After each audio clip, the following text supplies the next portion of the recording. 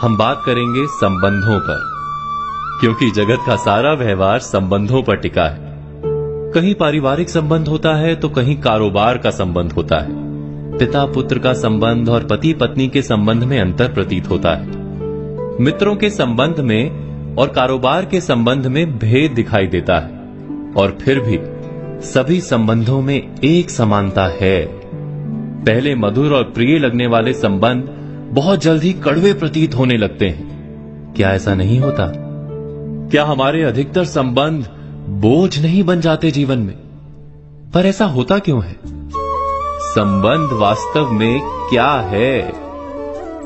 कुछ संबंध का आधार प्रेम पर होता है तो अन्य संबंध का आधार लाभ पर।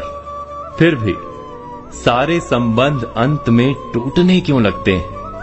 एक व्यक्ति जब दूसरे से बंध जाता है तो उसे बंधन कहते हैं, किंतु दो व्यक्ति जब एक दूसरे से बंधे होते हैं तो उसे संबंध कहते हैं। सम अर्थात समान, और बंध अर्थात बंधन।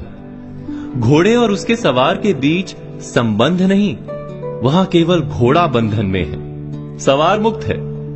संबंध में दो व्यक्ति एक ही प्रकार से बंधे होते हैं, अर्थात प्रत्येक संबंध में दोनों व्यक्ति कुछ प्राप्त करते हैं।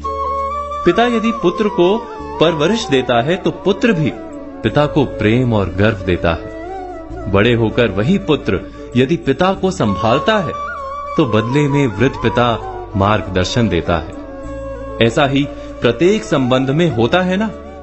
आदान यानी प्राप्त करना और प्रदान यानी देना। ऐसे आदान प्रदान की असमानता दिखाई दे तो वो भ्रम है। वास्तव में जहां असमानता नहीं होती वहीं संबंध होता है, और संबंध में कड़वाहट का कारण भी उसी से समझ में आ जाता है। जब भी दो में से कोई एक व्यक्ति अपने प्रदान का महत्व अधिक मानने लगता है तो संबंध कच्चा हो जाता है। अपने सारे संबंधों को देखिए और परखिए।